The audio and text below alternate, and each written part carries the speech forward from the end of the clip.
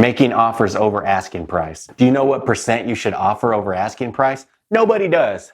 I do. Just recently, my buyers won against 8 other buyers. This was the mother of a buyer of mine who won last year against 20 offers. I can help. What I did in both of these instances was I used the MLS to pull recent market data about how much people had been offering over asking price, sales that had closed in the past month and a half. So I know exactly what's happening with the most real-time sales data possible. In that time, from April 1st to June 15th, there were 63 sales in 45 days that closed. Of those 63 sales, 11 of them were $15,000 or more over the asking price. 8 of them were $10,000 to $15,000 over the asking price, and 11 were $5,000 to $10,000 over the asking price. Essentially, about 30 of the 63 sales closed for $5,000 or more over the asking price. We used that information for my buyer to craft an offer along with some other strategies that made our offer the most desirable, again, in a very competitive offering environment. It ended up that we were just about $17,000 over, which was about $10,000 over the asking price.